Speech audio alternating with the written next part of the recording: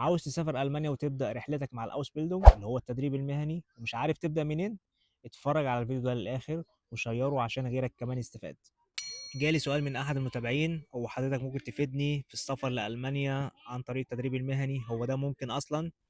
أنا جاي أعمل الفيديو ده عشان في ناس كتير قوي عايزة تسافر ألمانيا عن طريق الأوسبيلدونج، بس ما يعرفوش عن إيه أوسبيلدونج أو ما يعرفوش يبدأوا منين.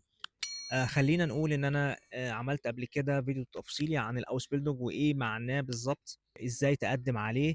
الفيديو ده كان تقريبا اتعمل السنة اللي فاتت. بس هنقول على بعض الحاجات اللي ممكن تكون ما اتفهمتش في الفيديو الاولاني او هنتكلم عليها بشكل مفصل شوية.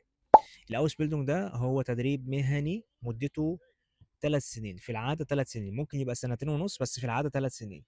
تدريب مهني بيبقى بنسبة كبيرة منه في جزء نظري وفي جزء عملي، على حسب المهنة وعلى حسب التخصص وعلى حسب المنشأة اللي انت هتقدم عليها. في التدريب المهني بتاخد مرتب لانك بتشتغل، لانك الجزء العملي اللي بتشتغله في المؤسسة او في الشركة او في المستشفى هو يعتبر شغل وبتتقاضى عليه اجر. بس الاجر ده مش اللي هو الاجر اللي ممكن تقارنه بحد بيشتغل بشكل نظامي يعني. الحاجة المهمة هنا في موضوع الاوس بيلدونج ان لازم نكون مقتنعين كلنا ان ده اسهل وسيلة تدخلك المانيا، ويمكن الاسرع كمان، لان انت مش محتاج من ناحيتك الا انك تكون مخلص ثانوية. وقصدي هنا مش الثانوية العامة بس، في الثانوية التجارية، الثانوية الصناعية، اي دبلوم او اي شهادة ثانوية.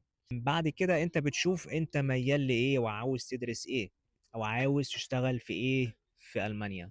لازم تكون هويتك معروفة، انت رايح المانيا تعمل ايه.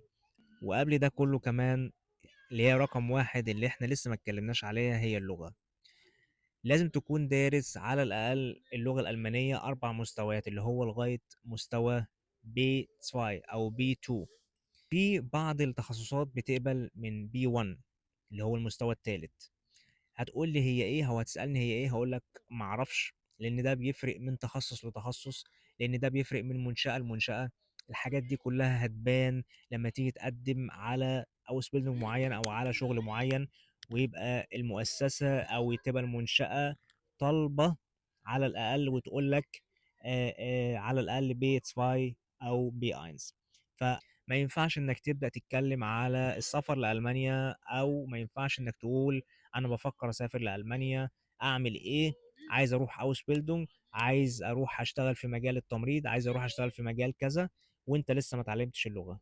ابدا لغه، وبعد ما تخلص تعليم اللغه ويبقى معاك الشهاده، هنا